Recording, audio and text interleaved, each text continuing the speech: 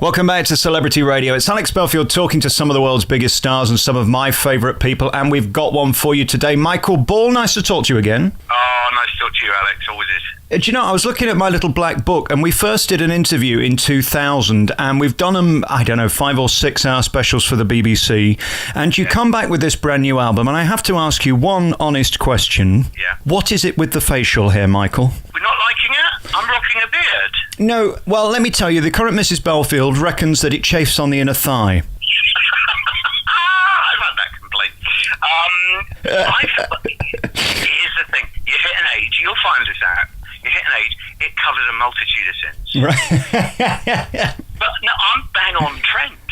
Everyone is wearing a beard, and it won't be forever. I don't know how long it'll be, but I quite like the look. I get it, and it suits you, but the thing is, I've just lost a bit of weight, and I've got this gobble neck at the minute. I look like a turkey, and I'm thinking, would a beard actually cover it, or is it just polishing a turd? I'm not sure which, to be honest. Well, in your case, it would be ideal. I think it'd be bang on trend. It hides a double chin beautifully.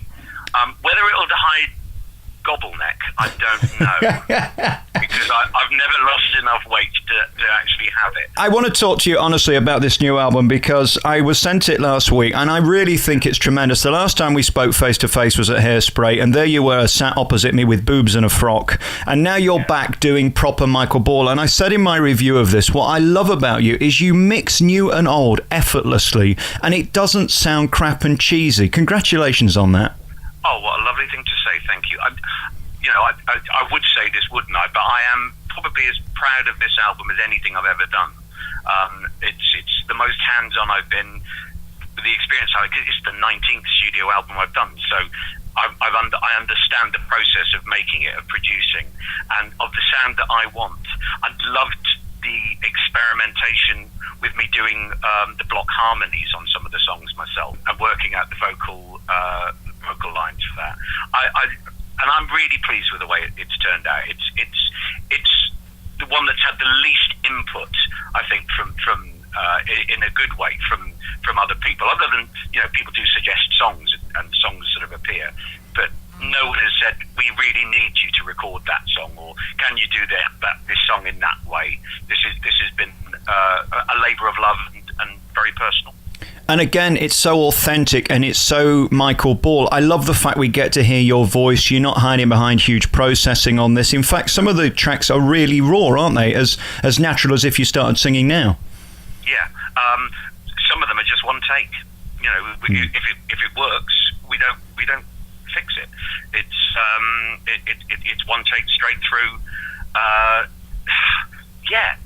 And we haven't done massive orchestrations, and as you say, hidden everything. It's just an honest representation of what I do and what I love to do, which is sing good songs.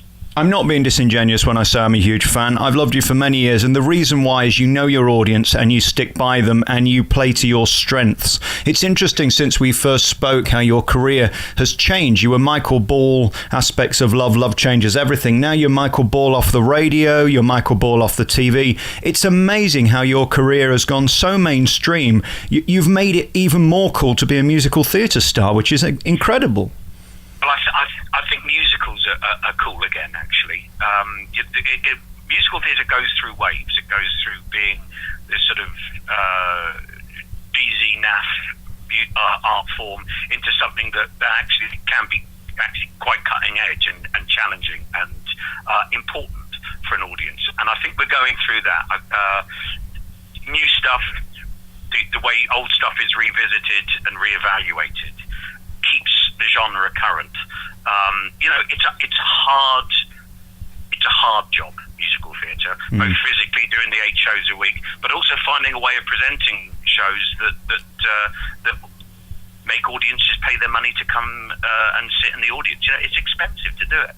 It's the same with putting together a concert, a live show. You want to be able to give an audience what they want, what they expect, but also find a way of presenting new stuff that they're going to be equally as excited about, and means that they'll come to the next show.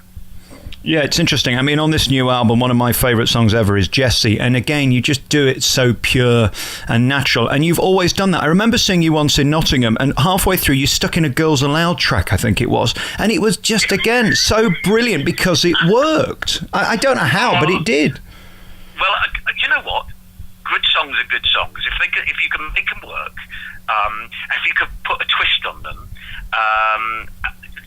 be that make it funny, be it tongue-in-cheek, or actually so that people hear the lyrics that they've never actually listened to before, because that does quite often happen.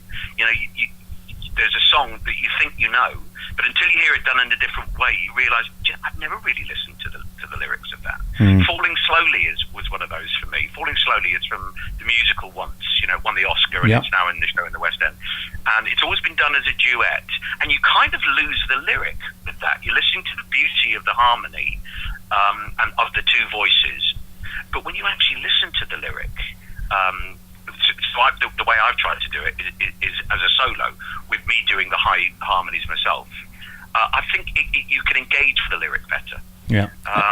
And we should say the new album is called If Everyone Was Listening. Angel on track 14 is one of my favourites because it's just so beautiful, and you can't really beat the original, so you've got to do your own thing with it, haven't you? Yeah.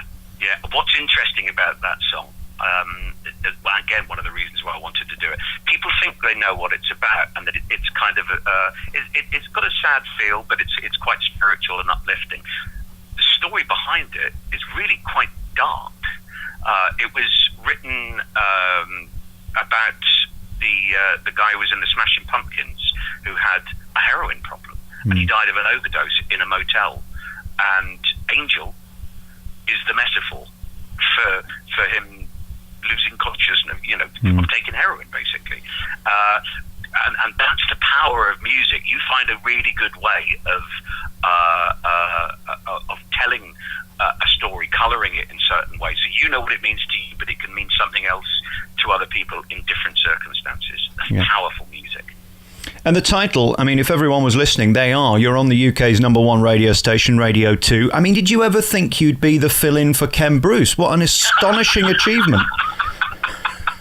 I still can't believe it because I've made the point. I learned to run the desk. I drive the desk myself, which quite a few people actually don't do. Right. And so when it comes to 9:30 and Chris Evans hands over to me, and I realise I've got 2.5 hours of nothing planned other than Popmaster. Yeah. It's just what's going to come in, what's going to strike your imagination, what music are you going to play, how's it going to fit in. I love it. I love radio. So you must feel the same. Yeah. It's the most intimate way of communicating with an audience. Of all the things I do, just being yourself, just talking, having a conversation, introducing music that you really like, response from the listener to what you're saying, the experiences in their life, why music has affected them and what it does. I just love it. And it's a real honour, I think, to be invited into someone's home to talk to them like that, because that's when people listen, when they're in their homes, when they're in their cars, when they're at their most relaxed and personal. And it's also a responsibility, isn't it? Because one slip of the tongue and 5 million people are going to hear it. Yeah, that's absolutely right. If you don't get to the news on time, good luck with you're that. Gonna be in trouble. Yeah, you're in trouble with that. That is the hardest thing for me, is making sure that I don't use bad language, because I've been known to occasionally, and it's having that switch in your head saying, so that if something goes wrong, you don't do your usual response that you would in real life. And that's the problem, is it? Because you're an ad-libber. It's the ad-libs that get you into trouble, isn't it? Yeah, absolutely. And they have done. I think my favourite one, when God rest his soul, I love the man, David Jacobs. When I was doing the Sunday brunch show, and he would be on at 11 o'clock, and we were coming up to the news, and they said, you've got to fill for about a minute and a half. So just say what's coming up on Radio 2. Just say what's coming up later. So I said, got Elaine Page coming up after me, but don't forget, at 11 o'clock, we've got the incomparable David Jacobs. Oh, I love listening to his show. There's nothing I enjoy more than lying back in the bath and letting David relax me off. And as I said it, I went, oh dear God. everyone in the control room dived behind the desk, wetted. This is live. Yeah. I couldn't speak. I couldn't press a button. It was me laughing. Oh, it was awful. David, God bless him. Oh. Then that night in his show, he said, well, I'm enjoying relaxing Michael off in the bath. And it's why I instituted the Sunday soak in my show. Is in memory of David Jacobs. That was always what it was, the Sunday soak, the picture of me relaxing someone off in the bath. But, I mean, Radio 2 does get away with it. I mean, you follow Paul O'Grady. His final thing is the happy ending. I mean, how did that get past the regulators? Because we are masters of the double entendre. I think so. Although my last boss, she said if I have any double entendre in the programme, I've got to whip it out. So I did. I'm going to use that. Yeah, you must. It's also extraordinary, isn't it, that if you did a month of shows in the West End, it wouldn't equal 1.5 hours ratings on your radio show. Absolutely. It's strange, that. Yeah, when you have and so many diverse areas of life, people listening, Yep. Every part of the country, every colour, creed, age, job description, you name it. It's a really powerful and lovely thing, radio. I always think you've got it absolutely right. You don't get involved with the nonsense. We don't see you falling out of clubs. You don't do PR for the sake of it. You've got a talent, so you'll always be able to perform, whether you do it in a big, huge theatre or whether you do it in a working men's club. You're always going to earn money. And you're riding high, and you have done for 30 years. It's extraordinary, isn't it, that your trajectory of success continues just to get bigger and bigger and bigger? It's a lot of it is luck. I don't think so. I really don't, Michael. I really don't think it is, honestly. Well, I suppose you do make your own luck to a certain extent. I think you get a reputation as someone who will work hard, who will try and do the job that is asked of them, and will do the research, do the work, do the preparation, and try and be consistent. The bottom line is I have real respect for an audience. Right. I know I'm only doing this because people are bothered. And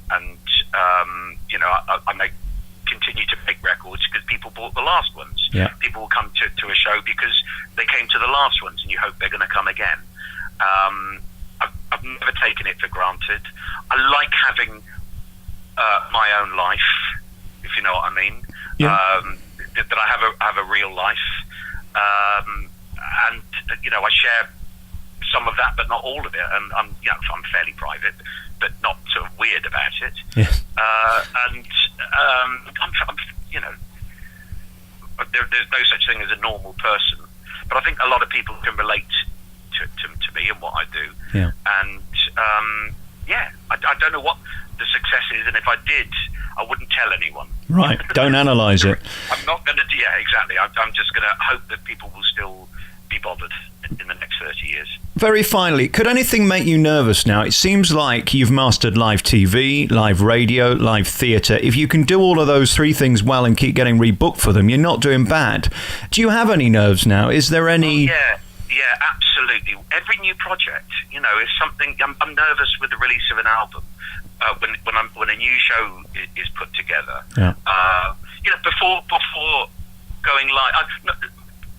with the Ken Bruce thing, going live to that sort of an audience, always will have a tingle, and always it's controlling it. It's recognizing what it is and making it a force for good as opposed to a force for destroying yourself, and being able to control it.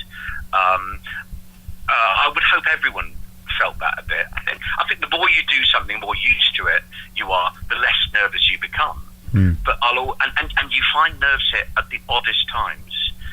I could be singing for a group of 30 people and be terrified because it's so small and intimate and you're so exposed. You go out onto a stage or onto a live telly, and I've got no nerves sometimes for that. You never know. You never know when they're going to hit and be destructive either. Are you currently shaking right now with nerves speaking to me? Terrified, mate. I know.